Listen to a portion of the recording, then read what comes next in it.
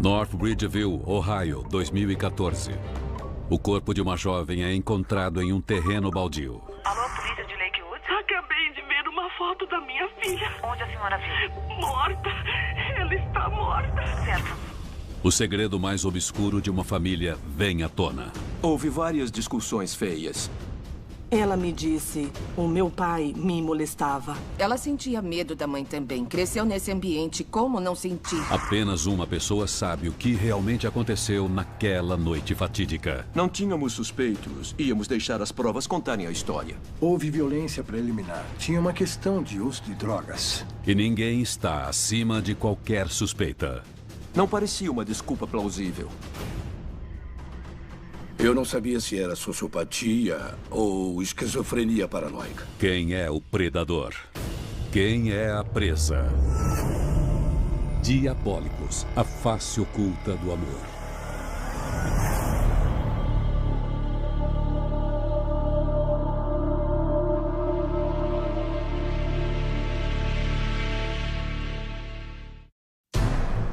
Delegacia de polícia? Alô, eu acho que encontrei um corpo aqui.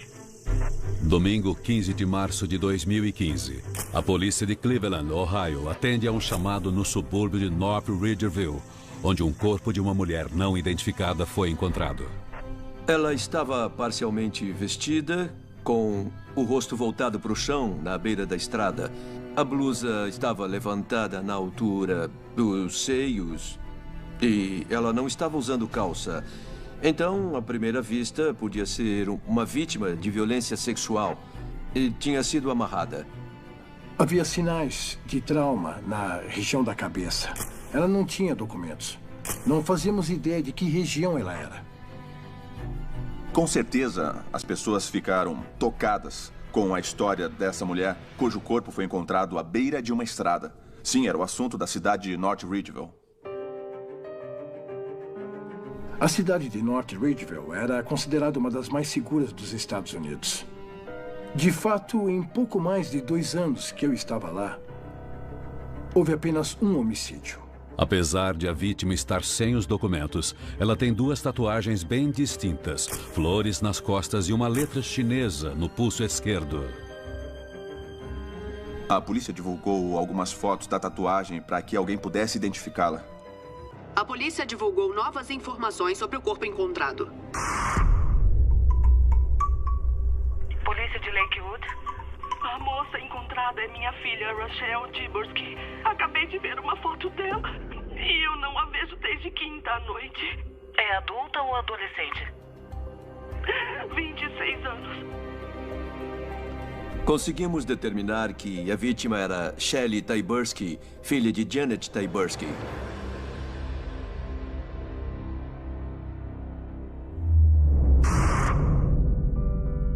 Para a mulher de 45 anos, a morte da filha mais velha, Shelley, é mais um triste capítulo de uma vida marcada pela dificuldade e pela tragédia. Janet nasceu em Harrisburg, na Pensilvânia, e seu nome completo é Janet Lynn Mickey. Ela foi criada pelos avós. A mãe dela tinha muitas questões emocionais, problemas mentais. Ela e a mãe tiveram uma relação turbulenta por muitos anos. Inspirada por esse começo de vida tão difícil, aos 18 anos, Janet se matricula na Universidade East Stroudsburg para estudar psicologia.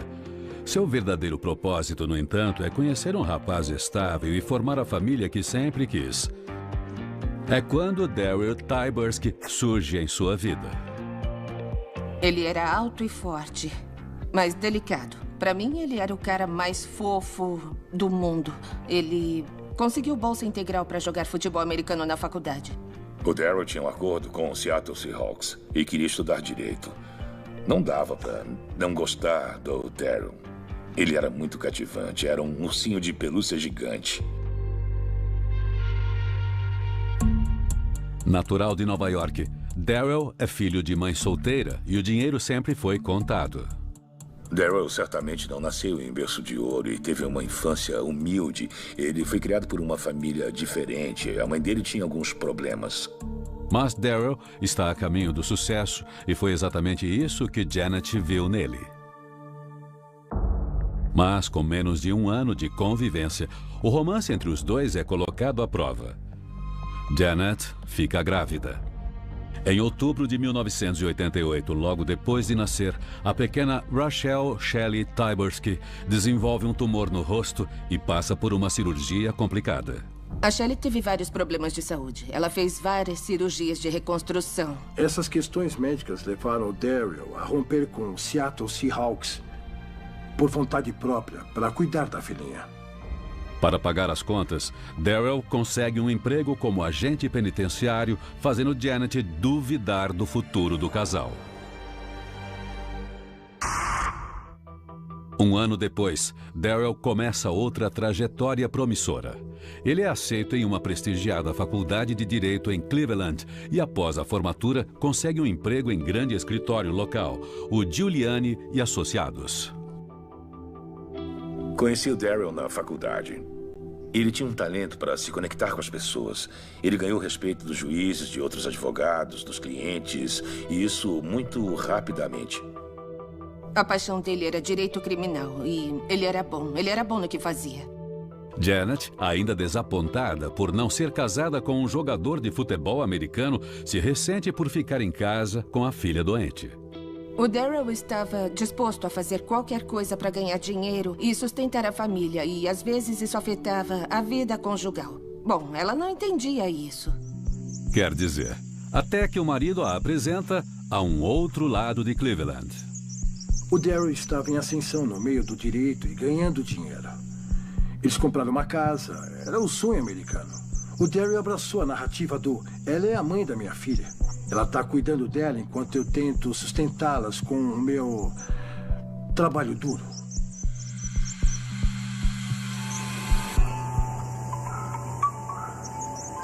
E em 1999, Janet e Daryl já tinham mais 2 filhas, Hannah, de 4 anos, e a recém-nascida Megan. Uma casa confortável, um marido bem-sucedido e 3 meninas lindas.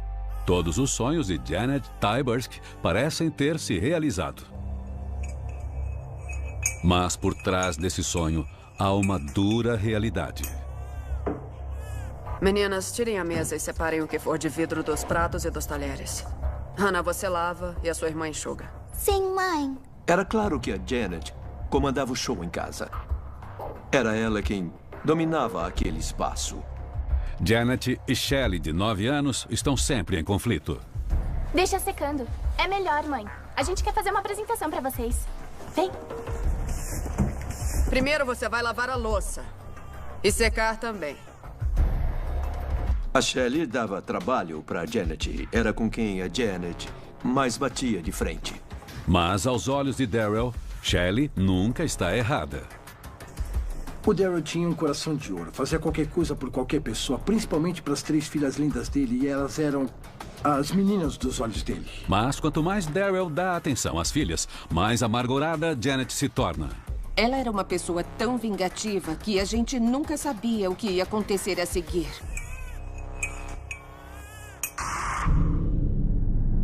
Janet frequentemente reclama do volume de trabalho do marido. A Janet era dona de casa e tinha muitas expectativas em relação a ele. E nem sempre isso era fácil para ele, porque eu acho que financeiramente não era viável. A família só tinha um carro. E eu acho que era uma exigência dela, porque assim ela podia ficar no controle. Então a gente dava carona para ele. Aí teve um dia que ele me convidou para conhecer a família dele. E eu aceitei. Assim que a gente entrou, ela surgiu do nada e tentou dar um soco nele. E depois começou a gritar loucamente com o Daryl também. Onde você estava?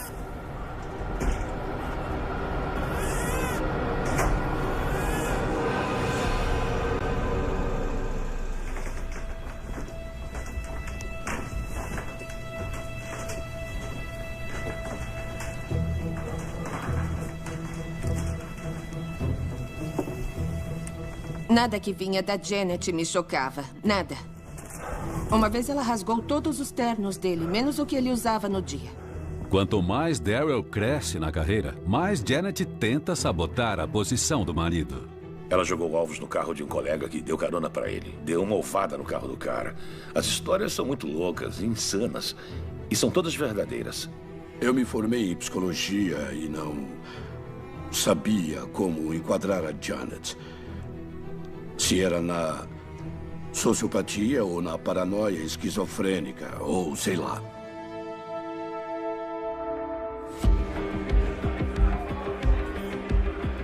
Daryl começa a beber muito e passa cada vez menos tempo em casa. O que mais acontecia era a gente sair um pouco e, de repente, ela aparecer do nada. E tudo o que ela queria saber era quanto dinheiro ele estava ganhando. Se estava trabalhando tanto, quanto ele estava levando por isso. Quanto? Era só o dinheiro. Ela queria muito mais. E acabava sobrando para todo mundo. Vocês tinham que estar com a família. O que estão fazendo aqui não era só com ele, era com todos nós. Escuta, você tem família em casa! Era um comportamento ensandecido.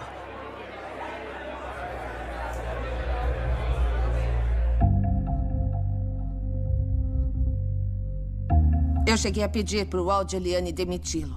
Eu disse, Al, a gente tem que pensar em dispensar o Daryl, porque ela está causando problemas demais. E eu cheguei a abordar o Daryl. Disse, cara, isso é inaceitável. Vou ter que te superar ou algo assim. E ele disse, não se preocupe, eu vou dar um jeito, vai dar tudo certo. Em agosto de 1999, Daryl percebe que sua carreira está em risco e decide tomar uma atitude. Ele me disse que ia se divorciar. Falou que não aguentava mais, que ele não sabia mais o que fazer. Logo, Daryl compra um carro. É o primeiro passo para uma vida sem Janet, que logo terá desastrosas consequências. Eu conhecia a tensão, o estresse que o Daryl estava vivendo.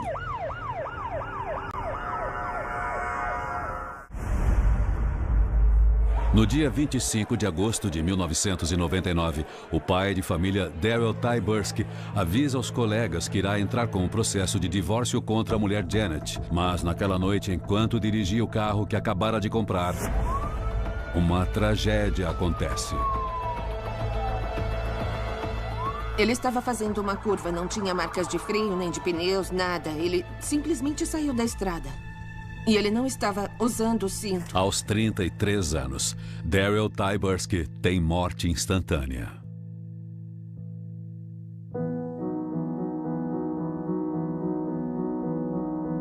Eu fiquei arrasado. Ele era meu pupilo. Como eu não poderia ficar mal? Eu fiquei totalmente chocado e sem chão. E aquela manhã foi simplesmente horrível. A Rochelle tinha 9 anos quando o pai morreu. Foi traumatizante. Ela era a única que já tinha idade na época para realmente entender ou tentar entender o que tinha acabado de acontecer. Ele era a referência daquela casa. E eu acho que quando ele morreu, elas se perderam. No funeral, Janet, a viúva de Daryl, parece estranhamente desconectada. Não parecia que a Janet estava mesmo abalada. Ela estava tão fria.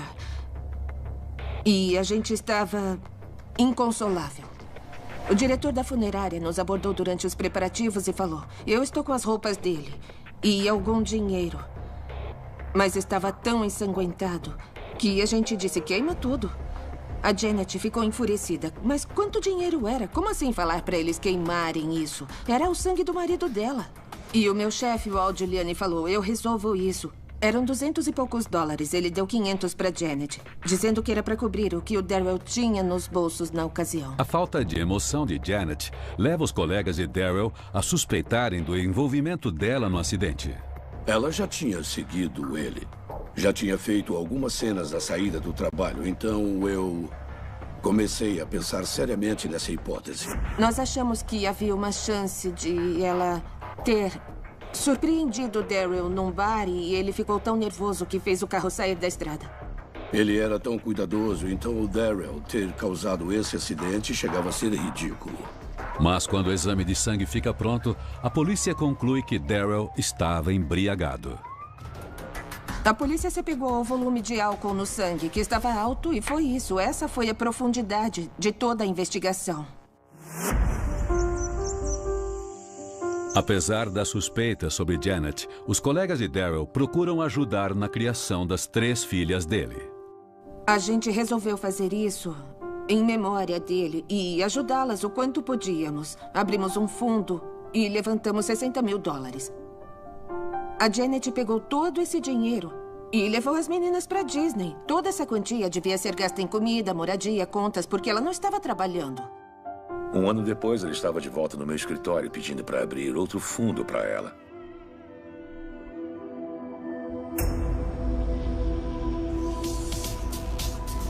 Mas, desta vez, Janet terá que educar as 3 meninas sozinha. Abaixa essa música e vem me ajudar com as compras. Enquanto Hannah, de 4 anos, se torna mais cooperativa com a mãe, Shelley, de 9, fica mais provocadora. Shelley, você se incomoda?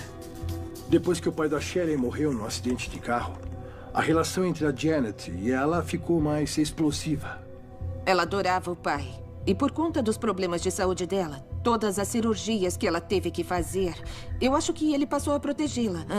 Bom, é isso que eu acho. Eu acredito que quando ele morreu, ela entendeu que ficaria sozinha com a Janet. O tempo passa e os amigos de Daryl seguem ajudando a família financeiramente. Indicamos a Janet para vagas de emprego, mas ela não estava interessada nisso. Eu me sentia tão mal pelas meninas que, em vez de dar o dinheiro para Janet, eu pagava o aluguel direto para o proprietário. Em 2007, 8 anos após a morte de Daryl, a família ainda luta para pagar as contas. Janet é forçada a assumir um emprego de meio período como professora assistente de crianças com necessidades especiais e insiste para que Shelley, de 18 anos, também trabalhe. A Shelley tinha trabalhado algumas vezes, mas para ela era difícil se manter nos empregos. Como resultado, ela passa a inventar histórias para conseguir lidar com a cobrança e o ressentimento de Janet. A agência Ford me ligou hoje. A agência de modelos? Bom, é. A Rochelle era uma menina perturbada, não havia dúvidas sobre isso. Parecia que ela não se importava. Eles querem que eu vá pra Nova York ou Paris, sabe? Pra desfilar e essas Shelley, coisas. você tem que parar com isso. Você precisa crescer.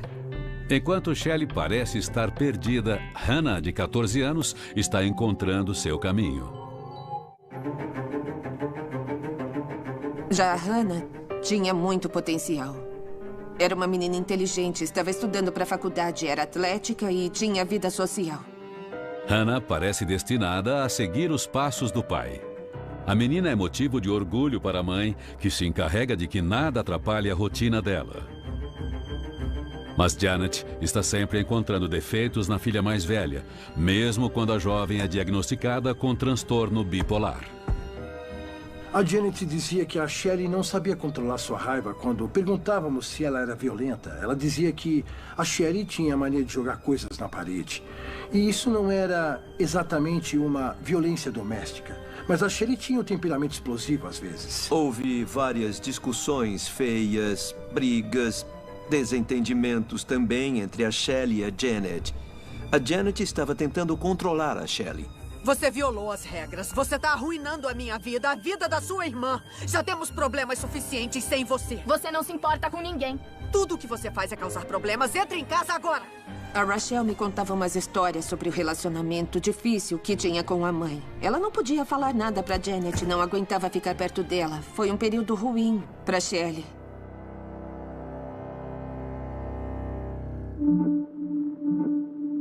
Enquanto Janet continua a repreender a filha mais velha por qualquer pequena infração. O que você pensa que está fazendo? Eu volto em 1 hora. Não, senhora.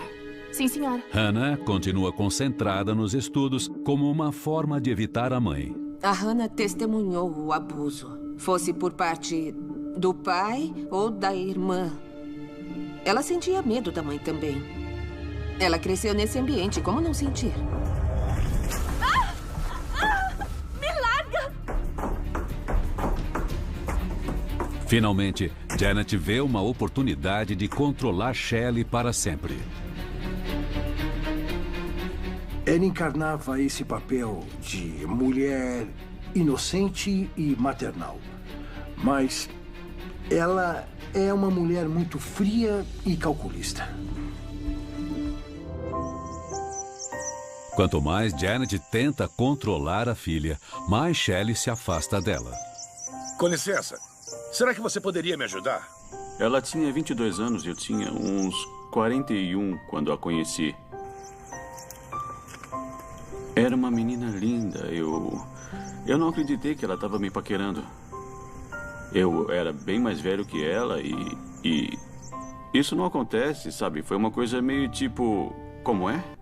A Janet descrevia a Shelley como extremamente impulsiva. Ela acabava conhecendo os caras e já começava a se relacionar com eles depois de alguns poucos encontros.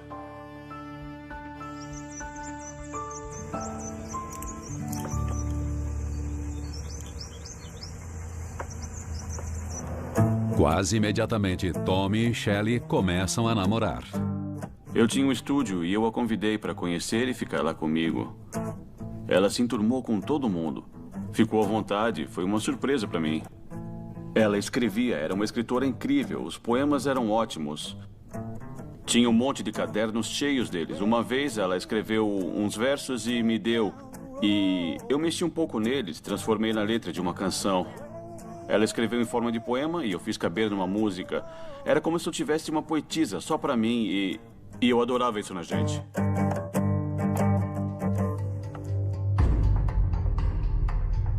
Mas nem todo mundo apoia o novo namoro de Shelley. Sua mãe, por exemplo. Eu não estava o tempo todo lá, mas eu via Janet surtar com coisas banais. Ela tinha uma regra, de que se as filhas não voltassem até às 11 horas, não podiam entrar em casa. Você vai dormir na varanda, porque eu não vou abrir a porta para você. E várias vezes a Shelley acabou dormindo do lado de fora, porque a própria mãe não a deixou entrar. Quando eu a conheci, eu confesso que não gostei nada dela.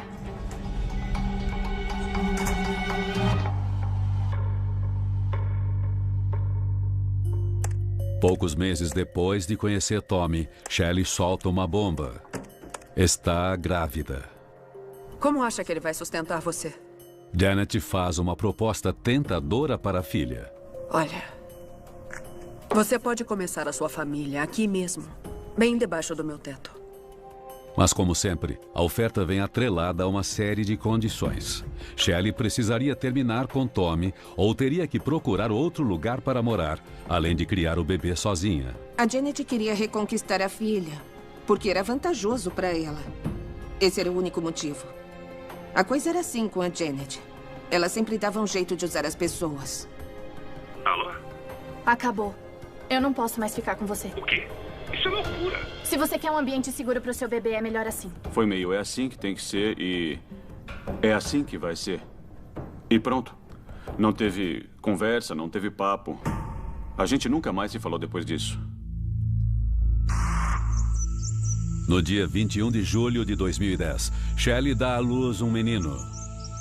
Com medo de ser expulsa de casa, ela nunca mais liga para Tommy. Elas não avisaram, eu ligava, falando que ia dar uma passada e diziam que estavam ocupadas para deixar para outra hora. E depois eu tentava de novo e blá blá blá e essas coisas. Janet agora tem total controle de Shelley e está usando o neto para mantê-lo.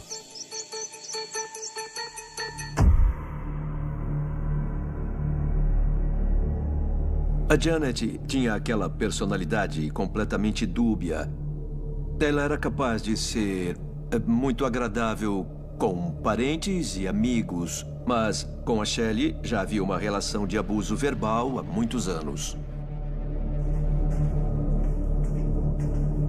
Depois de muitos anos de convivência turbulenta, a coisa finalmente desbancou.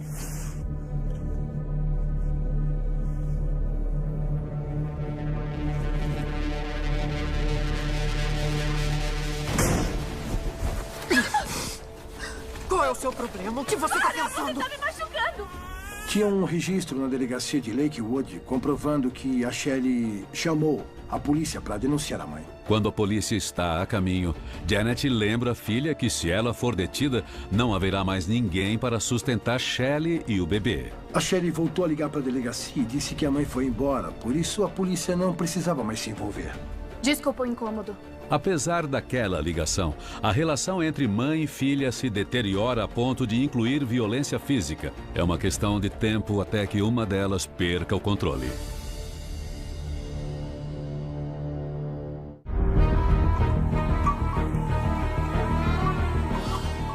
Após anos de abuso verbal, Janet Tyburski e a filha mais velha, Shelley, agora estão se agredindo fisicamente. Shelley teme por sua segurança e de seu bebê.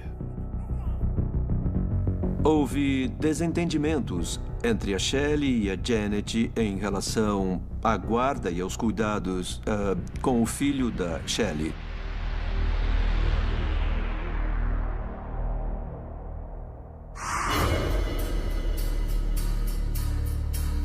O pai do menino, Tommy Fialco, foi proibido de ver o filho. Sem saber da turbulência que tomou conta da casa, ele faz mais uma tentativa.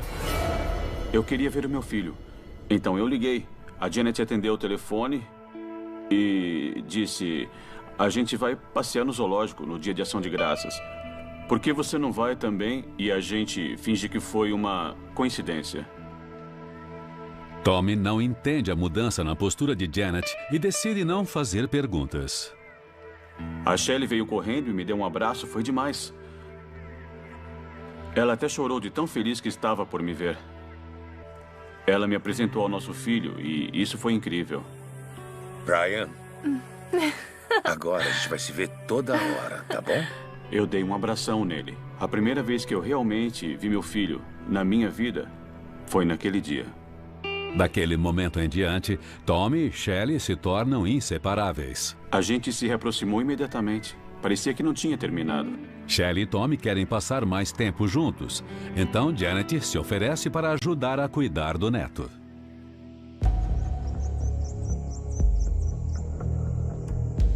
O meu filho costumava ficar com a Janet e eu e a Shelley passávamos lá durante o dia e ficávamos um tempo. Mais tarde, quando o menino ia dormir, a gente saía junto. Em segredo, Janet está armando para pedir a guarda do menino. Uma sacada que permitirá que ela receba uma ajuda de custo por cuidar do neto. Hannah, a filha do meio, está prestes a ir para a faculdade e o dinheiro está mais curto que nunca. Elas correram o risco de perder a casa várias vezes porque atrasaram o pagamento da hipoteca. A Janet estava muito estressada nessa época. Ela falava que estava quase perdendo a casa e queria que eu emprestasse um dinheiro para ela. Quando Tommy nega, Janet se afasta ainda mais do casal enquanto procura se aproximar da filha do meio. Eu e a Hannah não conversávamos muito. Eram duas famílias diferentes. Ela e a Janet não se misturavam com a gente e era essa dinâmica que dominava. Shelley ignora a mãe e a irmã e direciona toda a sua energia para Tommy e seu filho. Em resposta, Janet insiste para que a filha a acompanhe em sessões de terapia. A Janet deveria estar levando a Shelley a sessões de terapia para conversar com um profissional sobre as questões dela.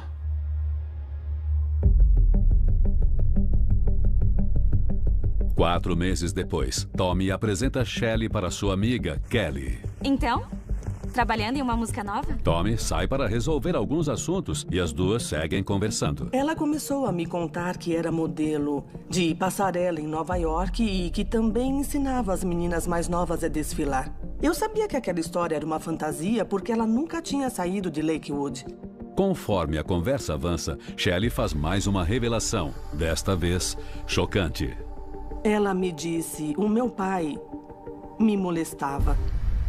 E eu olhei para ela e perguntei, desculpa, o que você disse? E ela repetiu, o meu pai me molestava. Sinto muito. Que coisa horrível.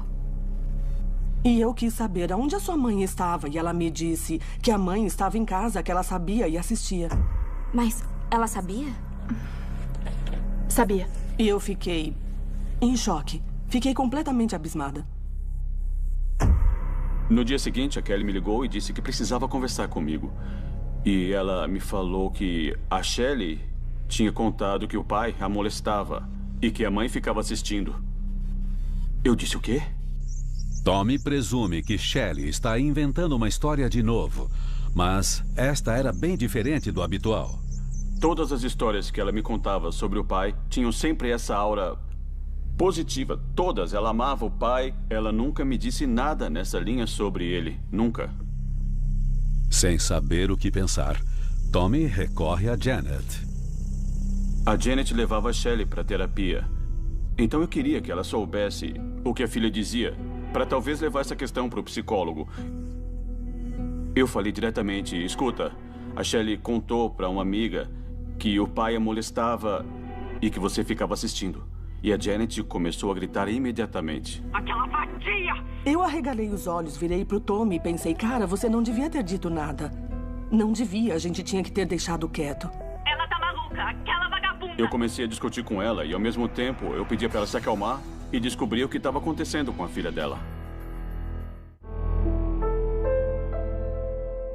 Tommy alega não ter conversado diretamente com Shelley sobre a acusação. 2 dias depois, ela manda uma mensagem. Foi dia 12 de março de 2015, às 8h23. Se não conseguir dormir, me liga. Vou ficar acordada mais umas 2 horas. Caso contrário, eu te ligo quando levantar. Eu te amo. Daí não tive mais notícias dela por uns dias. E comecei a me preocupar.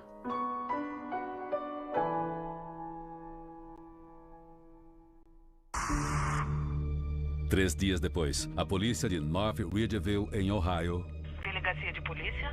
Alô, acho que encontrei um corpo aqui.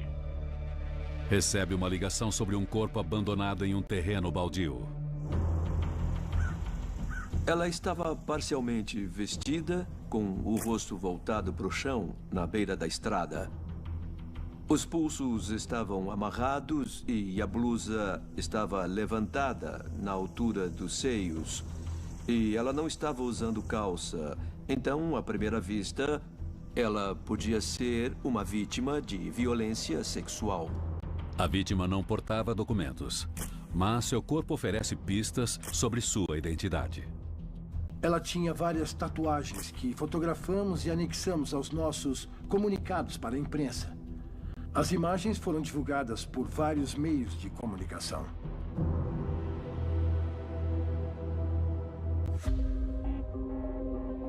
Horas depois, Tommy Falco está em seu estúdio quando uma notícia na TV chama sua atenção. De repente, passaram uma matéria sobre uma moça encontrada em North Ridgeville. Polícia de North Ridgeville, pois não? Essa descrição é da mãe do meu filho. E faz 3 ou 4 dias que não tenho notícias dela. Certo. E eu sei que ela tem essas tatuagens. Qual o nome dela? Ela se chama Rachel Tyberski.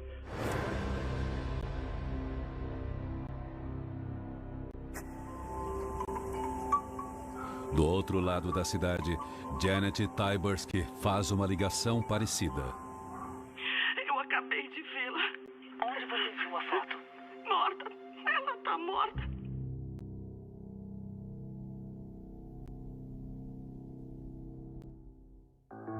Para confirmar a identidade da vítima, policiais de Lakewood são mandados para a casa de Janet. Quando a gente chegou para conversar com a Janet, ela estava bem calma e controlada, considerando o que tinha acabado de acontecer. Bom, como posso ajudá-los? Antes de tudo, queremos oferecer nossas condolências. Sabemos que é uma hora difícil para você. Tá bom. Obrigada. Não era o que eu esperava de uma mãe de luto. Como ela estava serena, a forma casual com o que ela falava. Quando foi a última vez que viu sua filha? Ela disse que esteve com a Shelley algumas noites antes. Então, elas discutiram em casa e a Shelley disse que ia passar a noite com o namorado, Tommy. A Janet deu a entender que a Shelley e o Tommy passaram a noite juntos. Durante essa primeira conversa, os detetives percebem algo fora do lugar na sala de Janet. Essas coisas são da minha filha. Podemos olhar? Claro. O simples fato de uma mulher sair de casa no fim de semana para ficar com o namorado e não levar a bolsa e outros objetos pessoais já era muito incomum. Aí eu pensei, tem alguma coisa muito estranha aí. Antes de sair, os policiais conseguem fazer algumas perguntas para a irmã mais nova de Shelley, Hannah.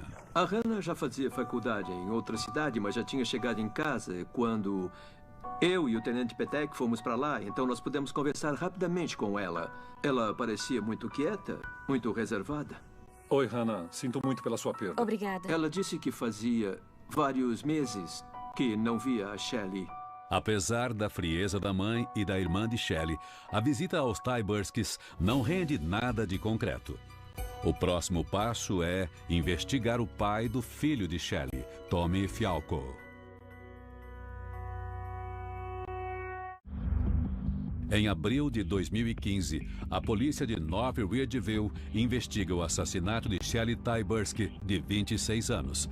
Segundo a mãe da jovem, o último paradeiro conhecido de Shelley foi a casa do pai de seu filho, Tommy Fialko. O Tommy foi considerado suspeito imediatamente. Supostamente foi ele que buscou a Shelley em casa na noite em que ela desapareceu. Os detetives estudam o passado de Tommy antes de ir ao estúdio do músico. O que eles descobrem não parece animador. Nós investigamos o Tommy e no passado ele teve episódios de violência. Também teve problemas com drogas. Posso ajudar, senhores? Pode, eu sou o detetive Petek. Eu sou o Tenente West. A Janet disse que você foi buscá-la às 2 da manhã e que vocês andavam se desentendendo. O que tem a dizer sobre isso? Naquele momento, eu soube que a Janet estava mentindo. Então eu falei pra eles, olha só, cara. Ninguém buscou ninguém naquela casa às 2 horas da manhã. Ela tinha regras claras pra isso. Tommy diz à polícia que fazia mais de uma semana que ele não via a namorada. O Tommy foi muito cooperativo com os investigadores. Ele aceitou conversar, ser interrogado, deu o celular dele pra gente. Nós revistamos o carro dele, o apartamento dele. Não encontramos nenhuma prova ou evidência de que ele esteve com a Shelley naquele fim de semana. Com base em um palpite, os investigadores decidem voltar à casa da família de Shelley para coletar mais informações.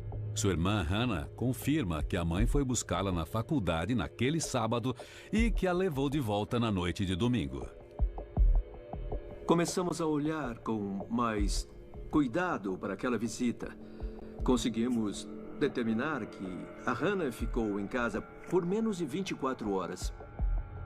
Perguntamos o motivo de ela ter ficado em casa por tão pouco tempo e ela respondeu que precisou usar o computador da família. Bom, quantos computadores um campus de universidade costuma ter? Confrontamos a Hannah sobre o envolvimento dela e prontamente ela se levantou e abandonou a conversa.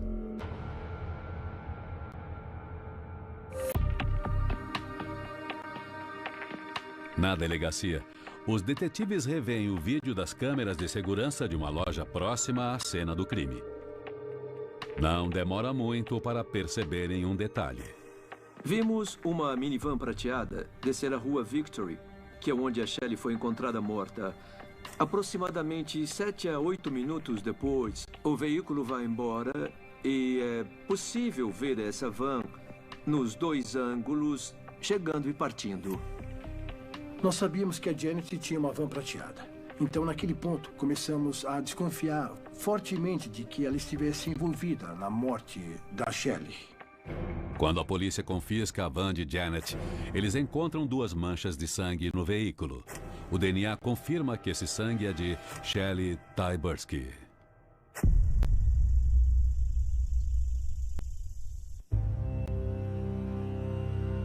Quando chegamos à casa da Janet, nós sentamos na mesa de jantar, porque ela queria saber o que tínhamos encontrado.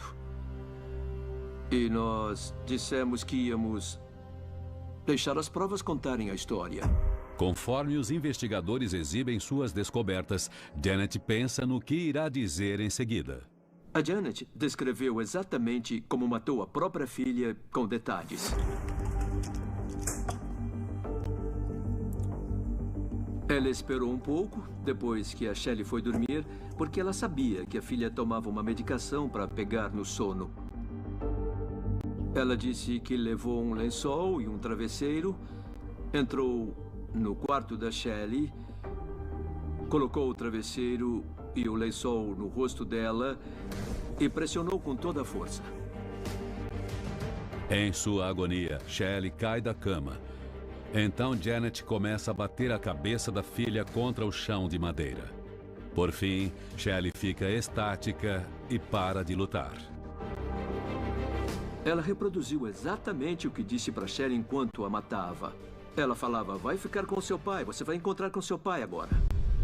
Para mim, foi um detalhe arrepiante. Algo que eu nunca tinha ouvido de nenhum criminoso antes. Eu comparo com assistir um tornado se formando. Foi um fenômeno muito incomum de presenciar. Janet diz à polícia que embrulhou o corpo sem vida da filha em um tapete e saiu do quarto. Ela passou 2 dias sem entrar no cômodo. A Janet precisava de alguém para ajudar a tirar o corpo da Shelley de casa. Então, ela foi buscar a Hannah na faculdade e a trouxe para Lakewood. Ela contou para Hannah que matou a irmã dela na noite anterior e que precisava de ajuda para remover o cadáver de lá e desovar em algum lugar. E a Hannah concordou. Elas fizeram isso com meu filho presente. Elas são monstros, as duas. A Hannah Tyburski e a Janet Tyburski são monstros. É simples para mim. Quando a Janet terminou de confessar para mim e para o Tenente Petek, ela pegou o celular na nossa frente e acabou ligando para Hannah. E ela disse, Hannah, a polícia sabe de tudo. Acabei de contar para eles que eu matei a sua irmã. E você tem que cooperar e contar a verdade. E depois damos um jeito. Em abril de 2017, Janet Tyburski concorda em se declarar culpada de homicídio premeditado da filha mais velha, Shelley. Ela é condenada de 19 anos a perpétua. O acordo da Janet estava em parte atrelado ao da Hannah, porque ela não queria que a sua outra filha cumprisse a pena. O juiz determina uma multa de $750 e Hannah é condenada a 1 ano de condicional por ajudar a esconder o corpo de Shelley. Ela levou o corpo da própria irmã para um terreno e deixou lá para alguém encontrar. Eu não sei que efeito isso tem numa pessoa. Sobre Janet Tyburski, os detetives têm várias teorias sobre o que a levou a matar a própria filha. Teve um componente financeiro, porque a Janet fez um seguro de vida bem poupudo para Shelley muitos anos antes e estava pagando todas as suas contas em dias, isso todo mês, e funcionava como um relógio. E ela até chegou a tentar sacar o dinheiro do seguro depois que a sua filha Shelley morreu. A Janet é uma sociopata. Acredito nisso. Acredito. Ela é má. Eu vi o mal estampado nela. Sabe, ela matou a própria filha. Isso não é coisa de gente normal.